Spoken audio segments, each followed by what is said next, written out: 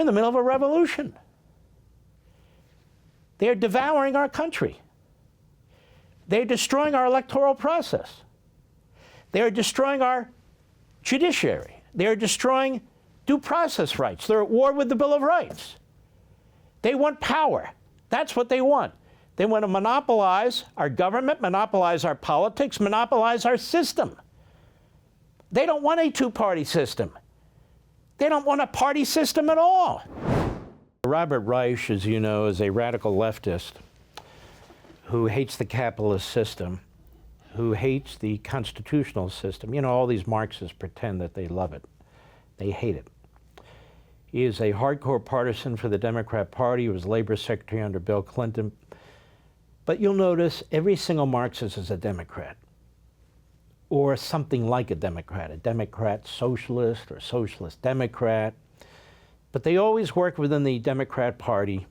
Reich is one of them, Bernie Sanders is another, AOC and the mob, that whole group. They work within the Democrat Party because the Democrat Party is perfectly comfortable with them. And that's the institution through which they operate, just like communist parties and communist regimes and fascist parties and fascist regimes. Our totalitarian party in this country is the Democrat Party. It's that simple. And in my new book, The Democrat Party Hates America, let me read you one paragraph because I even mention him. Robert Reich, President Bill Clinton's radical Secretary of Labor and currently a professor at UC Berkeley, credits Joe Biden with revitalizing what he calls democratic capitalism. When they use these hyphenated things like democratic capitalism, what they're trying to do is put a favorable and persuasive patina on top of economic socialism and cultural Marxism. And people go, oh yeah, democratic capitalism, that sounds great. Well, what does that mean? What does it mean? Democratic, that the government controls the economy. When they mean democratic, they don't mean democracy per se. They don't mean the people's will, because you don't need a hyphenated word to capitalism, democratic capitalism. Capitalism is about you making your own decisions. It's about individualism. It's about freedom and opportunity and all the rest of that stuff. So what does democratic socialism mean? I don't know. Maybe it means something like North Korea calls itself some kind of democratic regime. And George Orwell talks about this. The word democracy means nothing because communists use it, fascists use it, everybody uses it, so it has whatever meaning they want to apply to it. So let me go on here. He credits Joe Biden with revitalizing what he calls democratic capitalism. Of course, democratic capitalism is just another phrase for what Bernie Sanders calls democratic socialism, with a few twists and turns. Reich's point is that Biden has jettisoned market capitalism for Franklin Roosevelt's government-directed socialism. In this, he is correct.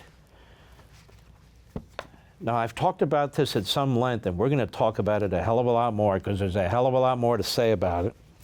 But what's going on right now is the destruction of the capitalist system, the destruction of the culture, together the destruction of society, the destruction of our governing processes, the war on the Constitution, and of course, the destruction of the justice system by taking law and creating disorder, whether it's in the streets of our major cities, whether it's on the border, or whether it is going after a political opponent who you seek to put in prison for 1,000 years. So Robert Reich says 5 facts about Trump's indictments. So I said, well, this is curious. Let's take a listen at this. I haven't heard it yet. Let's take a look. Go. Trump's defenders are still lying about his indictments. Here are 5 crucial facts you can share with whoever in your life needs to hear them. President Biden did not indict Trump. 4 different grand juries, made up of ordinary citizens, indicted Trump. All right, let's slow down. He really must have stupid students at the University of Berkeley, or he's a moron himself. Nobody said Joe Biden indicted them. Joe Biden can't walk. He doesn't know how to put one foot in front of the other. It's like these mob bosses in the past who were so old they couldn't shuffle around. They would sit at restaurants while their lieutenants would carry out their deeds. So no, Biden didn't go into a courtroom in front of a grand jury, but like Gigante, you know, you get old, you sit on the beach, maybe in one of those fold-up beach chairs, or you sit in a restaurant while you're eating your spaghetti, and the crime family, the mobsters, do what they do. My theory is this, by the way, as a footnote, that there's some kind of equivalent of a Politburo going on within this administration. Joe Biden can give general comments, general orders. He gets tired. He has to go on vacation. He starts work around 9:30, stops around 5:30. You can't possibly be an effective president that way, and yet he has effectively instituted the Marxist agenda like nobody before him. My theory is this. There's some kind of group, or I would call them Politburo, of these Bernie Sanders types and these Obama types in every agency, and certainly in the White House, who get together and make these decisions, and then go in and get him to sign off on them. In other words, there is a little cabal, there is a little group, a little phony brain trust that's in there, writing the executive orders, writing the speeches, making decisions, the difference between equity and equality.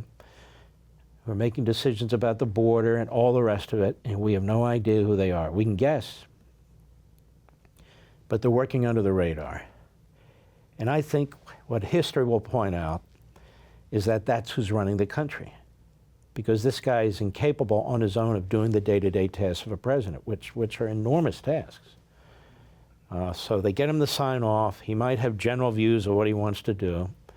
I'm not saying he's totally out of it. I'm not part of the group that says, no, I think he's into it enough where he knows what direction he wants to take the country, that he wants to take a radical left, that he became president thanks to Bernie Sanders, thanks to the hard left. He became vice president thanks to Obama, and he's thrown in with them. If Biden's anything, he's a chameleon. He'll do whatever he has to do. And he'll do it with gusto. That is, not his physical or mental gusto, but his propaganda about MAGA, about white supremacy, just as he did when he entered the Senate about blacks and his opposition to integration. In other words, he's a demagogue. And even if he's at 80% or 50%, he is a big-time demagogue. So that is my theory. Anyway, go ahead. Being presented with evidence they found compelling enough to warrant criminal prosecution. No, that's not how it works. You have a grand jury in these Democrat cities. The grand juries are made up of Democrats. You don't need a unanimous vote. You don't need really any standard, any high standard to indict somebody. You need a basic standard.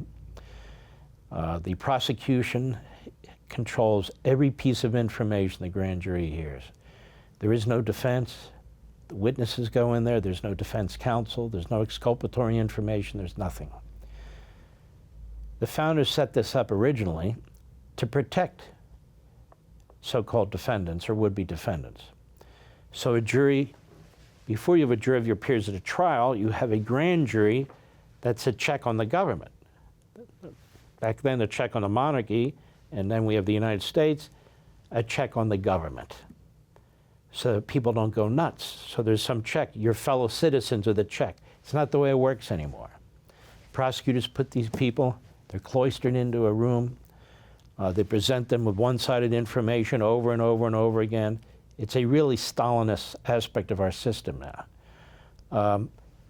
It's illegal, but prosecutors are leaking that information to affect the eventual trial jury that comes later. They leak it to a Democrat Party state press who regurgitates what's in there, even though it's a violation of what we call 6E. But that's how it works. So when he says they presented the information, tell me, if we were talking about Joe Biden as a candidate, and we were presenting information in grand juries in Kansas, or Idaho, or Utah, or pick your Republican state, pick your Republican area, and say, no. Trump isn't directing anything. He's not indicting. He's not really involved in this. It's a grand jury making these decisions. And imagine if it's a Republican prosecutor with a Trump-appointed judge Republican grand jury where Joe Biden got 5% of the vote. There's not a place in this country where Joe Biden got 5% of the vote. Yet there are places in this country where Trump got 5% of the vote. And you have these grand juries in these cities, and he just says, oh, what's the problem? Because these people are a fraud. And one of the things I'm trying to get across on Fox, and I hope I can get across here to hosts and on talk radio, is this. Yes, it's important to explain the weeds. It's important to explain the process. But when you use the word why, please understand what you're doing. Why is it that we have two systems of justice, they say? Why is it that Hillary Clinton got away with this? Why is it that? That's fine. That's one shoe that drops. What's the other shoe? Well, what's the answer? Two systems of justice. That's not the answer. The answer is bigger than that. We're in the middle of a revolution. They're devouring our country. They're destroying our electoral process. They're destroying our judiciary. They're destroying due process rights. They're at war with the Bill of Rights. They want power. That's what they want. They want to monopolize our government, monopolize our politics, monopolize our system. They don't want a two-party system. They don't want a party system at all. It's top down. This is what Marxists do in one form or another. Now, that's what's going on. So why? That's why. Want to see more Mark Levin? Go to levintv.com and subscribe now.